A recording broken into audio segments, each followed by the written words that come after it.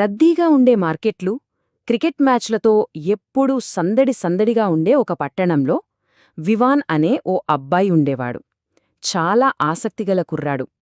అయితే వివాన్కి ఓ విచిత్రమైన సమస్య ఉండేదన్నమాట. ఏంటంటే తనవైపు ఎవరైనా బంతి విసిరారనుకోండి, దాన్ని చాలా ఈజీగా పట్టేసుకునేవాడు.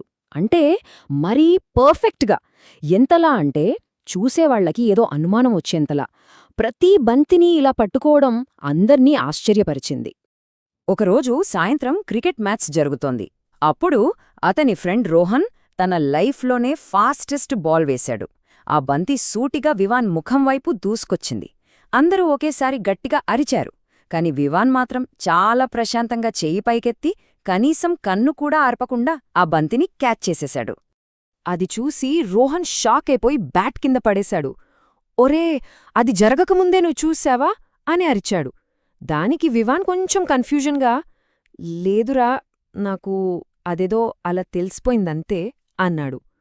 కాని ఆ రాత్రి మాత్రం వివాన్కు అస్సల నిద్రపట్టలేదు. నిజంగానే నేను భవిష్యత్తును చూస్తున్నానా? సరే, తెల్లారింది. వెంటనే అతను వాళ్ల పాత సైన్స్ టీచర్ ప్రొఫెసర్ అయ్యర్ దగ్గరికి వెళ్లాడు. ఆయనెలాంటివారంటే తక్కువ మాట్లాడతారు, కాని ప్రతిదీ గమనిస్తారు.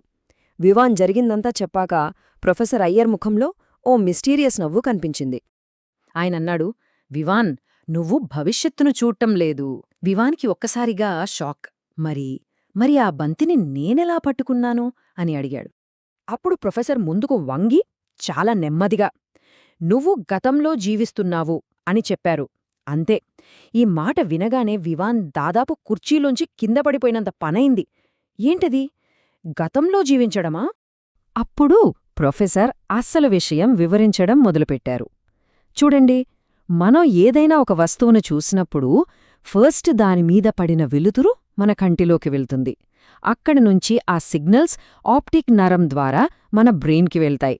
ఆ తర్వాతే మన మెదడు ఆ సమాచారాన్ని ప్రాసెస్ చేసి, ఓకే, ఇది ఫలానా వస్తువు అని మనకు చెప్తుంది. అయితే ఈ ప్రాసెస్ అంతా జరగడానికి సుమారుగా 80 మిల్లీసెకండ్ల టైం పడుతుంది. 80 మిల్లీసెకండ్లు అంటే కనురెప్పపాటు కన్నా చాలా తక్కువ సమయమే. కాని దీని అసలు అర్థమేంటో తెలుసా? మనం చూస్తున్న ప్రతీదీ, ఫీలవుతున్న ప్రతీ మూమెంట్ నిజానికి 80 మిల్లీసెకండ్ల క్రితం జరిగిపోయింది. అంటే టెక్నికల్గా మనం ఎప్పుడూ వర్తమానానికి కొంచెం వెనకే ఉంటామన్నమాట. వివాన్కి వెంటనే డౌటొచ్చింది. మరి అలాంటప్పుడు అంత ఫాస్ట్గా వచ్చే బంతిని నేనెలా పట్టుకోగలుగుతున్నాను అని అడిగాడు. అప్పుడు ప్రొఫెసర్ కళ్లలో ఒక మెరుపు.